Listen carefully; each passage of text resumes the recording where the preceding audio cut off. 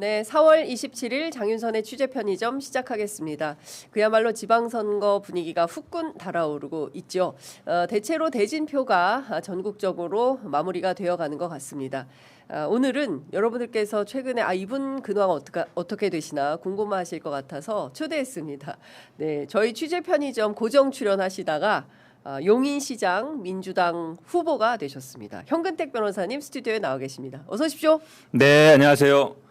용인을 위한 현명하고 근사한 선택 현근택입니다. 야, 이 멘트가 바뀌었네. 예. 네? 용인을 위한 현명하고 근사한 선택. 괜찮죠? 예. 아니 근데 보니까 헤어스타일도 바뀌시고 네. 안경테도 바뀌시고 네. 예. 그러나 여러분들이 바뀌지 않은 것 하나 있으니 예, 현근택 TV. 잘 보여야 되는데. 잘 보여야 잘 보여야 되는데. 되는데. 여기 제일 중요합니다. 네. 네. 어떻게 지내셨어요? 그래서 일단은 뭐 경선을 했기 때문에 네. 경선까지는 뭐 치열하게 지역에 있었고요. 그때 아마 마지막 방송할 때 네. 했는데 이기고 돌아오겠다 했는데 그러니까, 어쨌든 진짜. 이겼습니다. 예. 3인 경선했고 예. 제가 일단 압도적으로 이겨서 압도적 승리하셨어요? 네, 예. 60% 이상 나왔습니다. 와. 그러니까 다 모든 것은 취재 편의점 덕분 아닙니까? 네, 맞습니다. 제가 여기 나와서 우리 당원이나 지지자분들이 많이 네. 도와주셨고요. 네. 제가 아마 그동안 뭐 좀 우여곡절도 있었지만 뭐 당에 대한 기여라든지 이런 거를 많이 평가해 준 것 같아요. 그래도 세 분이 싸웠는데 그래도 한 번의 과반을 가볍게 넘어서 한 번의 과반을 그렇죠. 진짜. 3인 경선에서 제가 원래는 한 65% 목표를 했는데 네. 그 정도는 안 되는데 살짝 미달했거든요. 수치 네. 공개 못하지만 네. 거기서 별로 차이는 안 났어요. 네, 그래서 목적한 바, 목표한 네네네. 바를 이루었다. 네. 대단하십니다. 네. 그 최근에 그래서 뭐 어디를 좀 다녀오셨다는 얘기를 들었어요. 네네. 이화영 전 부지사 면회하고 오셨다고요? 그렇죠. 제가 아마 기억하시는 분 알겠지만 한 3년 정도 됐어요. 그분 뵌지가. 네. 왜냐하면 제가 22년 말 23년 초 막 이렇게 뜨거웠을 때 그때 무지하게 살벌했었던 그렇죠. 살벌했었죠. 맞아요. 시절이었습니다. 그때 윤석열 이제 정권 초반에. 기억하면 이화영 부지사 사건이 이제 처음에 이제 뇌물 사건으로 시작해서 그거는 예. 기소가 된 상태였고 그렇습니다. 법원에서 재판 중이었고 예. 그다음에 김성태가 외국에서 돌아오면서 그게 아마 기억이 22년 11월인가 그럴 거예요. 돌아오면서부터 계속 이제 대북 송금 사건이 확 이제 커지기 시작했거든요. 제가 22년 말부터 이제 이화영 변호인 검찰에서 당시에 대북 송금 사건 변호를 했으니까 네네.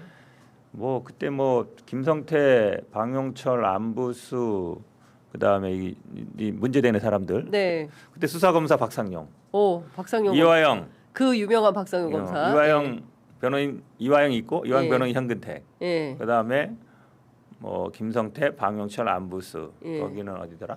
거기 이제 법인에서 했는데 예. 유명한데 거기서 했죠. 지난번에 뭐 태평양인가? 태평양, 네. 태평양에서 했죠. 셋 다 했는지 모르겠는데 어쨌든 김성태 태평양이죠.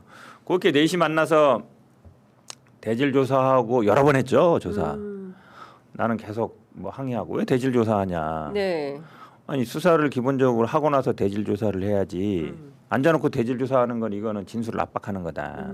기본적으로 조사는 알겠지만 기본적으로 피의자 조사를 해보고 네. 그다음에 이쪽 조사도 해보고 그럼 상대방이 말이 안 맞으면 그때 대질을 하는 거거든요. 네. 보통 2대1 대질을 하지 막 4명이서 이렇게 대질을 하진 않아요. 그리고 그 지금 말 많은 이제 그게 영상 녹화실 거기서 한 거예요 대부분. 거기서 영상 녹화실에서 직접 그럼요. 제가 대질 조사 여러 번 했죠. 그 유명한 박상영하고도 많이 싸우고 그 맞은편 창고 예. 거기서 면담도 많이 저는 이제 창고가 아니더만요. 가보니까. 창고 아니에요. 그냥 예. 그 회의실인데 비어 있는데요. 그러니까요. 그걸 창고라고 얘기를 했는데 창고는 아니에요. 우리가 알고 있던 창고가 아니다. 아니에요. 그러니까 국정조사 아니었으면 모르고 넘어갈 뻔했어요. 호칭을 그렇게 하는 거고 거기 테이블에 이렇게 하나 있고 왜 그런지 모르겠는데 보통 변호인 접견을 저는 거기서 했거든요. 창고에서. 예. 이화영 부지사하고 얘기도 하고 그럼 예. 교도관이 밖에서 마주보고 이렇게 예. 하고. 그때 주로 제가 했던 말은 지금 논란이 되는 거랑 똑같아요. 그 나노스 IR 자료에 800만 달러. 네. 대북 사업 자금이라고 나와 있지 않냐. 예. 계약금 나와 있고 잔금 나와 있고 서류에 있다. 이미 예. 그게 왜냐면 예. 이미 법정에서 뇌물 사건을 하고 있었는데 그게 이미 다 현출이 된 거예요. 법정에서. 예. 근데 사실은 뇌물 사건이면 뇌물에 대한 어떤 대가, 어떤 사업 대가 이것만 하면 되는데 네. 법정이 사실은 제일 먼저 앞서가고 있었어요. 그러니까 박상현 검사도 이 검찰에서 대북 송금 수사하면서 법정에 들어갔다니까요. 그 뇌물 사건 보러. 왜냐하면 거기서가 더 사건이 앞서갔어요. 보통은 검찰 수사가 앞서가고 법원이 나중에 가는데 이게 네. 사건이 여러 개 진행되다 보니까 뇌물 사건이었는데 그 뇌물에 또 준 목적이 뭐 대북 송금 목적이다 이러면서 거기서 이제 증인들이 오히려 나가고 네. 그러니까 수사하던 수사검사 박상명도 거기 가서 듣고 오고 와서 여기 와서 또 물어보고. 그러니까 황당하죠. 그러니까 아니 벌어졌구나. 제가 계속 항의한 건 그거예요. 원래 재판이 들어가면 네. 재판 진행 중인가에서는 증인을 불러서 못 물어보게 돼 있잖아요. 그렇겠죠. 예. 원래 그렇잖아요. 예. 왜냐하면 법정에서 증언한 거를 여기 와서 다시 물어봐 버리면 네. 그러면 이게 진술이 오염될 수도 있지만 압박을 받잖아요. 네. 자유롭지 않고. 그렇죠. 근데 당시에 그런 상황이었어요. 뇌물 사건이 법정에서 진행 중인데 여기서 막 그 대북 송금 얘기도 막 물어보고 그러니까 증인들이 증언하잖아요. 예. 그 사람 똑같아요. 예. 피고인은 이화영, 예. 그다음에 증인은 주요 증인은 김성태, 안부수, 방용철. 방용철. 요 사람들이 주요 증인이고 뭐라고 하면 다시 또 검찰이 불러와서 그거 맞냐고 물어보고. 예. 그러니까 명목상은 뇌물 사건 법정에 있고 예. 그다음에 대북 송금 사건, 그 외국환 거래법 사건이 검찰에 있었는데 사실상 물어보는 건 똑같은 거예요. 그러니까 수사 검사도 거기 가서 법정에서 듣고 와서 여기 와서 그거 맞냐고 물어보고. 그러니까 지금 생각해 보면 상당히 살벌했던 윤석열 정권 초반에 소위 이제 이화영 뇌물 사건으로 시작해서 갔던 뭐 너무 많잖아요. 이재명 많죠. 대통령 사건, 뭐 여러 가지 사건, 대북 송금 뭐 사건, 그렇죠. 뭐 여러 가지가 많았는데 네. 지금 생각해 보면 그때 진짜 너무나 기가 막힌 시절을 보내왔는데 당시에 현 변호사님도 압수수색 당했었죠. 그러니까 이것 때문에 변호인이. 이거 하다가 사실은 지금 나오는 것처럼 예. 이제 그 기록 유출을 했다 이래가지고. 기록 유출. 예, 그러니까 이화영의 대북 송금 사건 기록을 뭐 민주당 관계자 이재명 당시 대표한테 대표에 유출했다 유출했다. 이래가지고 이제 뭐 제가 압수수색도 받고 예. 검찰 수사도 받고. 이거는 다 무혐의 저 공소기각 판결 받았어요. 공소기각. 아니 기소해서 네. 법원에서 판결 받은 거예요. 아. 공소기각 받은 이유는 이제 수사권이 없다 아하. 검찰에. 예. 사실은 재밌는 게 제가 수사할 때부터 예. 이송 신청서도 보내고 의견서도 보내고 저도 뭐 변호사니까 법원 좀 알 거 아니에요. 예. 이거 당신도 수사권 없어요. 어. 수사하지 말고 경찰로 보내세요. 여러 예. 번 얘기했거든요. 예. 서류도 보내고 근데 안 보냈어요. 안 보냈어요. 왜 그랬을까? 수사 이게 결국은 이제 이재명 대표나 아니면 민주당 쪽 관계자들 타고 넘어가고 좀 싶었던 거죠. 그쪽으로 사건을 크게 넘어가고 좀 만들려고 했던 거 넘어가고 아닌가? 싶었던 거죠. 예. 그러니까 이재명 대표나 아니면 예. 민주당 관계자들한테 예. 저를 통해서 이렇게 그 사건으로 넘어가고 싶었던 거죠. 뭔가 그렇죠. 예, 예. 그러니까 지금 생각해 보면 그림을 크게 그리고 예전에 보면 무슨 간첩단 사건처럼 그렇죠. 그런 조직 사건을 만들려고 했던 거 아닌가? 라는 다 생각이 목표는 들어요. 이재명 대표였어요. 당시에 보면 예. 이재명 대표한테 줬다 그러니까 네가 이재명 대표 줬으니까 예. 이재명 대표하고 공범 아니냐 어. 이걸로 계속 이제 수사하고 싶었죠. 그러니까 제가 압수수색 영장이나 이래도 보면 예. 이재명 대표 이름이 쭉쭉 나왔었죠. 나중에 예. 이제 돌아와서 이제 내일 종합특검을 종합 그 국조를 앞두고 있어요. 예, 국정조사 내일이 마지막인데 어떻게 보셨어요? 한 달 정도 진행된 국조 뭐 바쁘셔서 잘 보시지는 못하셨겠지만 그래도 쭉 흘러가는 걸 보면서 여러 가지 만감이 교차하실 것 같습니다. 핵심이 제가 보기에는 쌍방울 저 대북 송금이 아니고 쌍방울 주가 조작 사건이에요. 아 핵심은 예. 예, 나노스 주가 조작. 나노스 주가 조작. 제가 사실 그때 수사할 때도 예. 막 이제 이런 일화도 있었어요. 제가 이제 수사받기 전에 그래도 막 기자회견도 하고 막 페이스북도 글도 예, 쓰잖아요. 네네. 그런데 갈 때마다 얘기했거든요. 인터뷰에서도. 아니 이게 핵심은 주가 조작 수사로 시작한 건데 왜 주가 조작 수사를 안 하냐. 예, 예. 그래서 페이스북에 그거를 쓰고 이제 아. 검찰 조사를 들어갔거든요. 네네. 그럼 거기 이제 이화영 앉아 있고 김성태 앉아 있고 방영철 안보수 쭉 앉아 있는데 예. 정임 시간이었나 예. 쉬는 시간이었나 김성태가 저보고 그러더라고요. 아 왜 자꾸 뭐 페이스북에 이상한 거 쓰고 뭐 주가 조작 얘기하냐고. 그래서 오 김성태가. 네, 예. 그래서 아니 그게 핵심 아니냐. 원래 그걸로 수사 예. 시작한 거고 어. 다 아는 내용인데 그걸로 뭐 저 통일교 차관인가도 영입하고 뭐 현대 아산 분도 영입하고 나 주가 띄우려고 한 거 아니냐. 그랬더니 아 그게 아니라고 막 이러면서 예. 금융감독원인가 그 증권 예, 조사하는 데 예, 있잖아요. 금감원. 거기서 다 자료 자기 다 가져갔다. 그 남부지검에서 다 저 자료 가져가서 분석하고 있다 그러는 거예요. 예, 그래서 아 그래요? 그럼 조사한대요? 그러면 네. 아 갖고 갔으니까 하겠죠 뭐 이러는 네. 거예요. 그래가지고 아 그런가 보다 알았어요. 그럼 네 뭐 지울게 하고 그 자리에서 바로 지웠어요. 근데 이제 가만히 생각해 보니까 지우지 말았어야 됐네. 아니 그게 아니라 저걸 어떻게 알았지? 그러네. 피의자 김성태가 구속돼 있었잖아요. 어떻게 알았지? 구속된 사람이었잖아요. 사람이 그러니까 금감원이 와가지고 아니 내가 보기 거기 변호인들이 있었는데 변호인들이 예. 알려줄 수는 있어요. 예. 보여줄 수 있고 근데 이제 그 원래는 그 쉬는 시간이 타임이 보여줬나? 왜냐면 그 조사하다가 쉬는 타임 있으면 각 변호인들하고 대화를 하거든요. 네. 그때 보여줬나? 뭐 이런 생각 들기도 하고 아무튼 그래서 제일 그 조사 과정에는 어쨌든 그 당시는 뭐 박상용 검사도 있었지만 수사관도 있으면 김성태 회장이 제일 민감하게 반응하는 게 제가 주가 조작 얘기하는 거. 아. 그게 제일 민감하더라고. 그래서 막 나보고 그러는 거예요. 아, 내가 뭐 우리 민주당 뭐 이거 나 네. 뭐 저보고 막 팬이라 그러면서 막 김성태 그러는데 회장이요? 아니 뭐 민주당 뭐 예, 대변인 예, 예. 좋아하는데 예, 왜 예. 그런 얘기 하냐고 막 그러는 거예요. 아. 그래서 아니 나는 검찰이 뭐 제대로 수사만 하면 되는 거다 막 이랬더니 예. 어쨌든 제일 민감한 건 그거였어요. 아. 다른 거는 본인들이 딱 이제 그림을 그려놓은 것 같은데 이게 예. 이제 더 번지는 거 이런 거를 예. 그때 느낌이 그랬거든요. 이분은 주가 조작 수사하는 걸 제일 두려워하는구나 이 생각이 들었어요. 근데 이번 딱 나오잖아요. 근데 이게 저 수사가 안 됐는데 그러니까요. 이거 우리 정권 바뀐 지 오래됐고 이거 원래 수사하네요. 그러니까 지금 이해가 안 되는 대목은 이제라도 이 사건에 대해서 수사를 적극적으로 하는 게 맞다. 그 당시에 검찰이 사실 그걸 양심고백- 가지고 어떻게 저 나중에 기소를 했냐면 무슨 공시의무 위반 네, 그 되게 싸게 그런 걸로 했어요. 그 조사를 다 해놓고 뭐 공시를 잘못했대. 그래서 아니 나 그때 이거 뭔 소리야 이거 지금 주가 조작하면은 돈이 얼마 벌었고 얼마 했고 얼마 환수했고 해야 되는데 그 공시의무 위반은 뭐 벌금형도 있고 뭐 되게 낮거든요. 그러니까요. 그런 걸로 간 거예요. 뭐 CD 발행할 때 어쩌고 저쩌고 그래서 예. 공시장 있다가 아 장난이 너무 심하네 이게. 그렇죠. 응?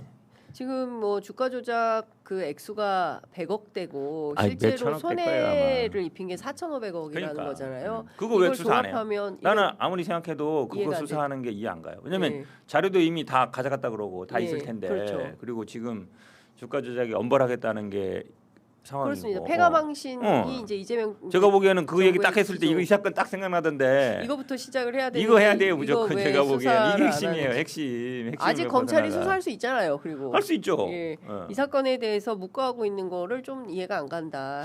할 수 있나 뭐- 모르겠는데 그건 한번 법적으로 봐야 돼. 그건. 그런가요? 법적으로. 예. 예. 아니 왜 못하겠습니까? 지금 이미 그리고 아직 법적이 시행이 아니니까. 국조를 통해서 드러난 사실관계만 종합한다 하더라도 당연히 음. 이거는 물론 이제 특검을 통해서 특검법을 또 한다는 거잖아요. 그래서 그런 차원에서 하려고 기다리는 건지는 모르겠으나 하여간 좀 이해할 수가 없다.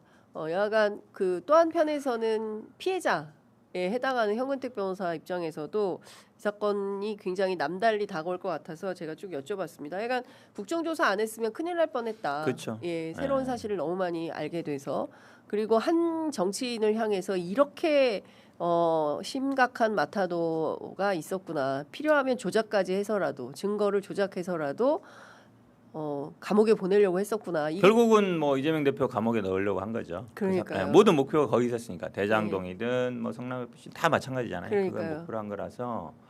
그래서 저는 이제 검찰 지금 뭐 보안 수사권 어쩌고 하는데요. 네, 저는 검찰이 수사권 갖는 거 저는 절대로 안 된다고 봐요. 왜냐면 저 사건도 그러잖아요. 네, 내가 아무리 뭐 제가 막 법조문 뭐 해석 다 붙여가지고 이만큼 자료 만들어가지고 예, 당신 수사권 없어요. 없어요. 아무리 봐도 없어요. 예. 그러니까 경찰로 보내세요 한 거예요. 예, 안 보내잖아요. 끝까지. 예. 예. 그러니까 이런 일들이 저는 계속 벌어질 수 있다고 봐요. 근데 검찰이 현장에서 암장을 경찰이 더 많이 합니까? 검찰이 많이 합니까? 사실은 사건 암장. 수사의 능력이라든지 아니면 사건에 대한 거는 검찰이 수사권이 더 뛰어난 건 맞아요. 수사 그동안 특수 능력이. 수사라든지 예. 뭐 이런 수사들은 많이 해온 거 맞거든요. 근데 그게 사실은 칼이 10번 잘 쏜다 해도 한 번 예를 들어 잘못 쏘면 사람이 치명적이 되는 거거든요. 네. 그러니까 경찰이 수사 능력이 부족하거나 아니면 이런 것들은 사실은 이제 능력을 제고시켜야 되는 것이고 네. 일단은 검찰이 그동안 지난 윤석열 정권 때 해온 게 있기 때문에 네. 저는 어쩔 수 없다고 봐요. 대부분의 아마 이번 우리 그 사건도 거치면서 많은 분들이 이제 보안 수사권은 물 건너갔다 이렇게 생각하는 것 같아요. 그리고 예. 하여간 지금 그 검찰 개혁 제 2라운드 그 보안 수사권을 공소청 검사들에게 줄 거냐 말 거냐 이제 이게 핵심인데 개인적으로는 주지 말아야 된다 이런 생각이신 거죠. 저는 반대예요. 나는 반대세. 나는 반대입니다. 제가 겪었으니까 직접. 예, 직접 겪었기 때문에 난 절대로 안 수사권 된다. 문제로 수사권이 있다 없냐 가지고 예. 이렇게 다툰 거고 결국 그걸 금방 했으면 해결되는데 그거 없다고 어쨌든 2년 동안 재판을 받으면서 네. 계속 그거 갖고 싸운 거거든요. 그렇군요. 예. 진희님께서 한때는 때는 늦으리님께서 현근택 변호사 가르마를 반대로 했나? 안경이 바뀌었나? 안경이 바뀌었습니다. 안경도 바꿔 머리 파마도 했어요. 머리가 파마도 하시고 예. 이게 좀 나이가 드니까 머리가 예. 자꾸 눌러 앉아가지고 아. 파마를 했는데 예. 잘 또 안 서요. 그래가지고 파마도 하시고 예. 네, 안경도 바꾸고 바꾸시고 했습니다. 네. 자, 새로 선거 캠페인을 지금 뭐 용인에서 엄청나게 네. 하고 계실 텐데 하루에 네. 몇 보 정도 걸으세요?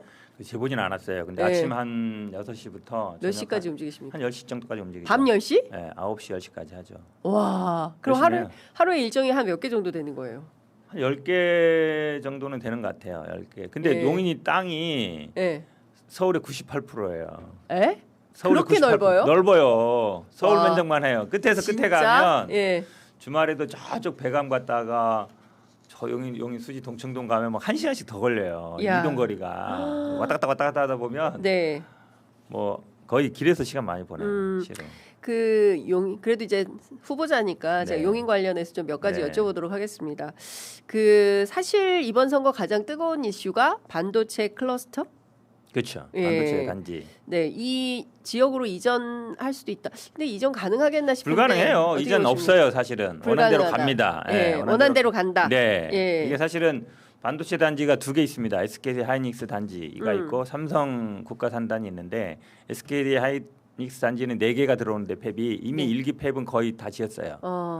그다음에 삼성전자 국가산단이 6개 팹이 들어오는데 네. 이미 토지 보상을 한 지금 43% 정도 했고 국가산단에 네. 올해 말까지 보상을 마칠 겁니다. 네. 내년 초 되면 공사 들어가고 그래서 저는 제 임기 내에 2030년 6월까지 삼성전자 1기 팹을 완성하겠다. 이걸 이제 일본 공약으로 내세우고 있어요. 네. 그래서 이게 지금 현 시장이나 아니면 이런 분들이 자꾸 뭐 민주당 정권이 들어오니까 정부가 들어오니까 이걸 호남에 이전하려고 한다 논란이 많았잖아요. 네, 뭐 근데 새만금으로 새만금이다. 간다. 근데 새만금은 현대차에서 네. 뭐 로봇이라든지 이런 쪽으로 이제 구조 정도 투자하기로 했잖아요. 그렇게 오히려 이미 확정된 국가의 전략 산업을 이걸 옮기는 문제가 아니라 네. 그러니까 지방 균형 발전 당연히 해야 되죠. 근데 각자의 산업을 해나가면 되는 거예요. 네. 이미 확정된 거를 자꾸 옮기는 건 말이 안 되고 흔들려고 하면 안 그렇죠. 된다. 가장 큰 게 사실은 경기 남부에 이 반도체 벨트가 형성돼 있어요. 이미 원래 삼성 반도체는 기흥에서 시작했거든요. 네. 기흥에서 시작했고 화성 공장 있고 지금 평택 막 짓고 있거든요. 네. 그다음에 용인에 들어서고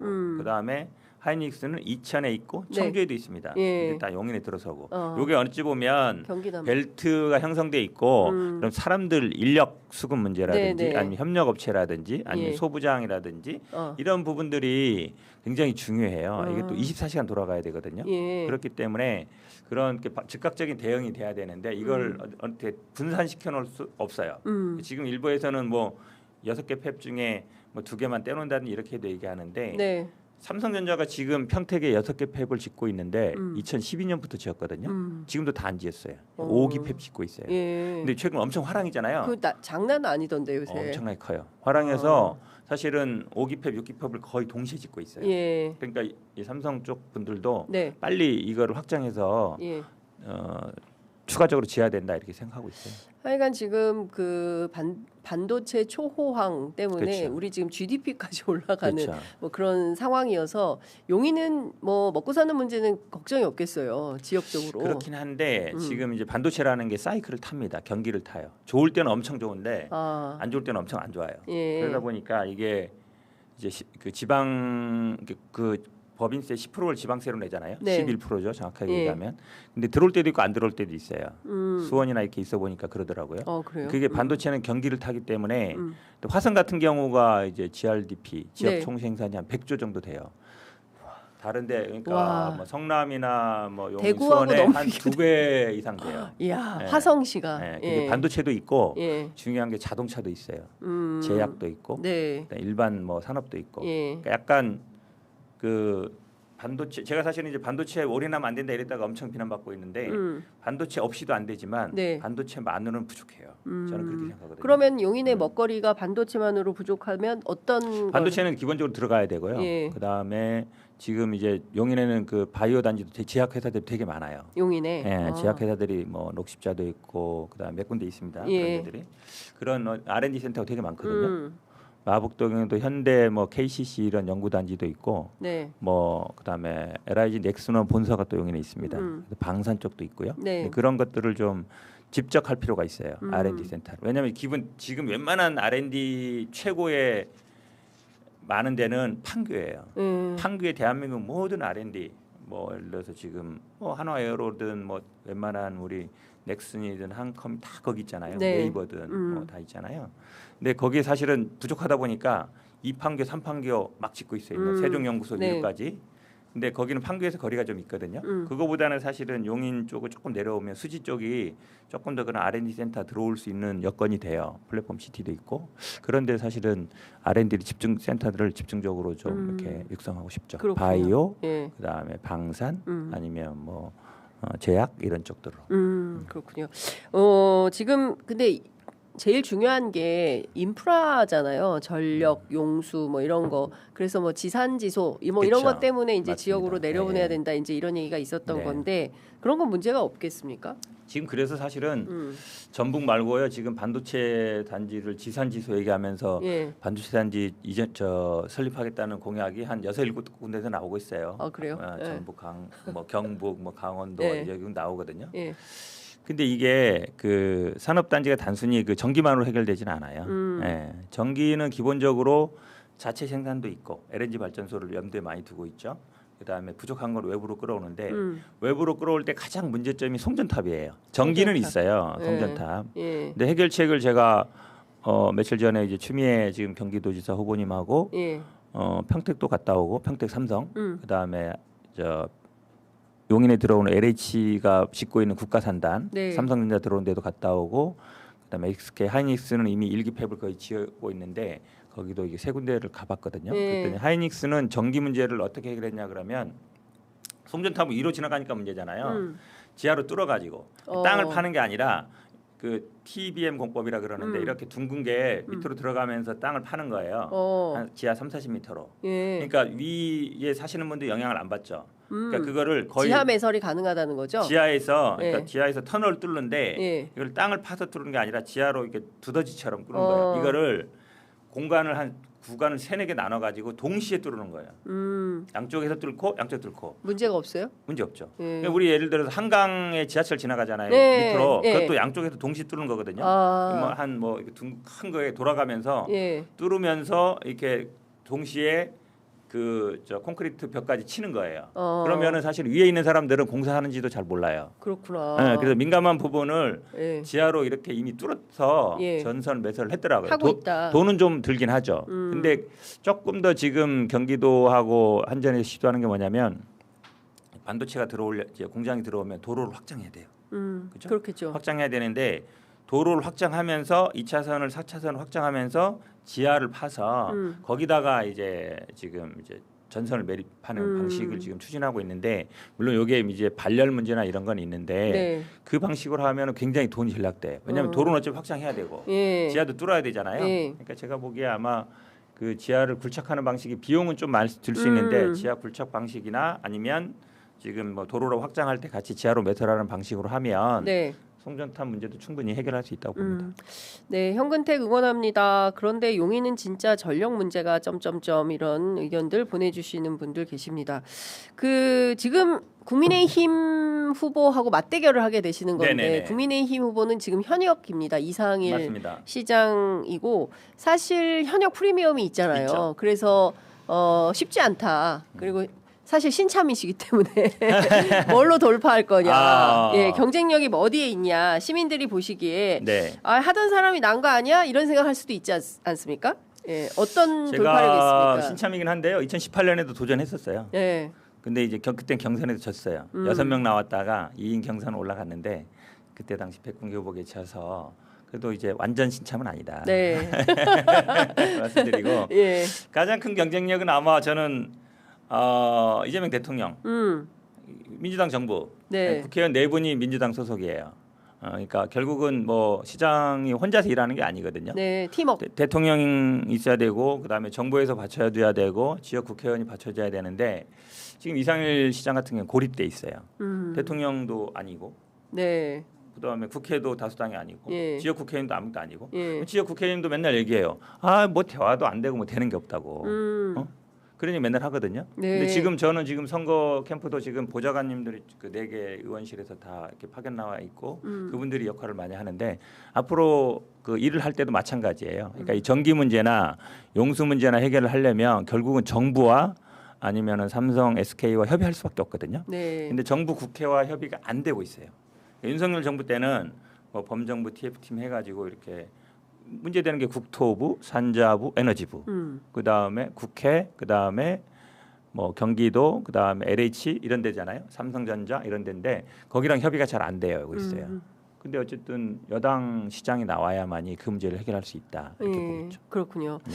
댓글창에 용인 처인구 갑 지역구가 엄청 보수다. 네네. 쉽지 않다. 이제 네네. 이런 분석도 걱정. 올려주셨어요. 네. 네. 실제로 그렇습니까? 저 인구가 그러니까 용인 인구가 110만인데요. 그 중에 30만이에요. 저 인구가. 근데 면적은 80%입니다. 네. 그래서 약간 예전에 이천 여주처럼 보수적이었는데 지난번 총선 때도 이상식 국회의원이 당선됐고요. 네. 그다음에 뭐 대선 때도 보면은 오히려 이재명 대통령이 더 나와서 사실은 이게 막 이제 개발이 되다 보니까 예. 수도권 막 인근에 아파트 단지가 새로 많이 들어오고 있어요. 예. 그러다 보니까 젊은 분들이 좀 많아졌고 그러다 보니까 사실은 저도 다녀보면 예전 같지 않아요. 예전보다 많이 달라졌어요. 네. 민주당 지지자들이 많고 이상식도 지금 국회의원 오셔가지고 지역 협의체를 13군데를 다 만들었는데 당원들이 굉장히 활발하게 활동하고 있습니다. 그렇군요. 충분히 이길 수 있습니다.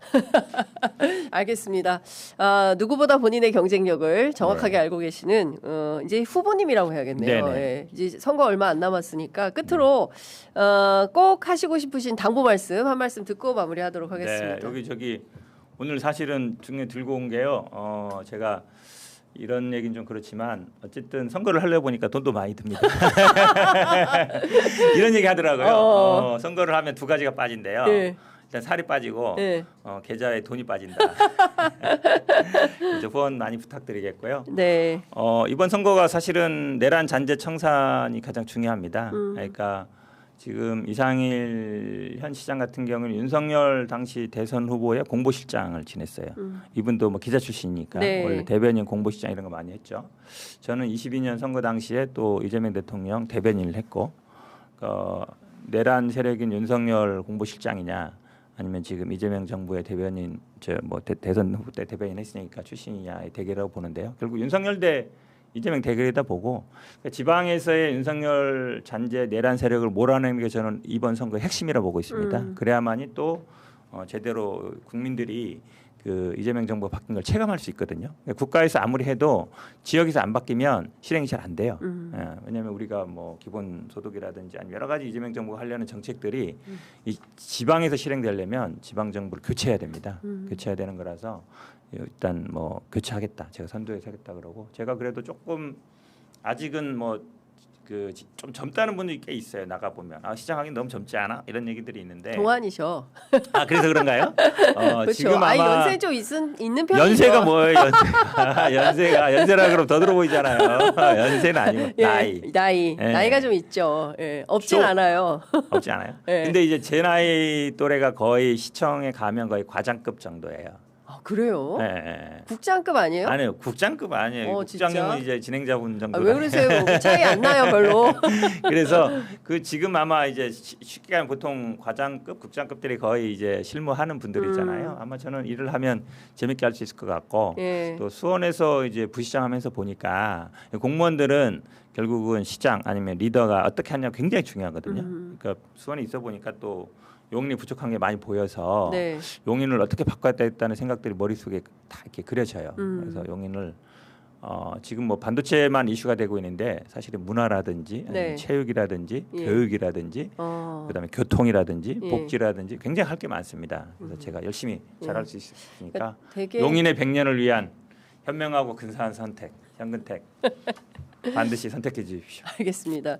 사실 그 수도권 난개발 문제가 굉장히 심각하고 그 네. 대표적인 데가 용인. 용인이죠. 그래서 네. 용인의 정치인들 뭐 감옥 안 가는 사람이 없다. 네. 개발 이슈로 네. 뭐 이제 이런 네. 이제 그 우려가 있는 것도 사실인데요. 네. 여하튼 그 좀 새롭게 좀 지금과는 전혀 차원이 다른 그런 도시가 만들어지면 좋겠다라는 생각이 좀 듭니다.